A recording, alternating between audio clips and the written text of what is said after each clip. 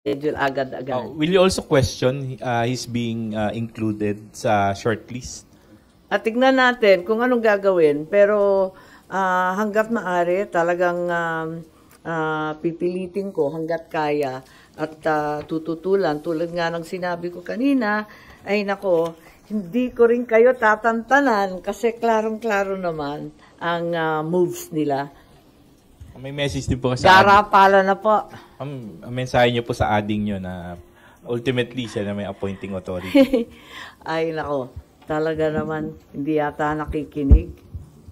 Ma'am, kung ayaw nyo kay Sec Boying, kanino kayo doon sa 17 o 16 na iba pa? Ay hindi naman sa ayaw ko. Kaya nga lang, wag naman binabraso yung ombudsman. Yan na lang ang huling hantungan ng hustisya, ng katotohanan. Ang bigat naman nun. Constitutional body, guguluhin, ano? Wala naman akong sinasang-ayunan. Ang sinasabi ko, klarong disqualified. Kaya wag na lang. Ang liwaliwanag naman ang conflict of interest. Nakikita naman natin ang problema kapag may pending admin and criminal charges pa.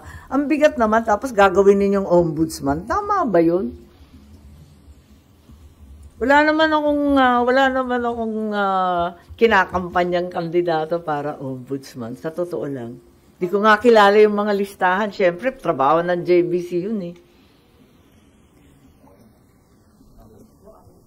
Wala na. Ibang issue lang. Okay. Pero babalik pa ako sa budget. Okay, Oo, sige. yung madalian lang kung gusto nyo. Pero yun lang. Yes po. Ma'am, hindi pa parang ang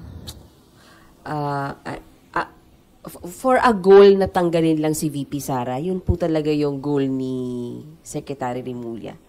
Ay, hindi siya. Siguro yung mga nag-uutos din sa kanya. Marami kasi, di ba? Di ba masyado nang maliwanag ang pattern. Noon sinabi ng iba na napaka-alarmist ko.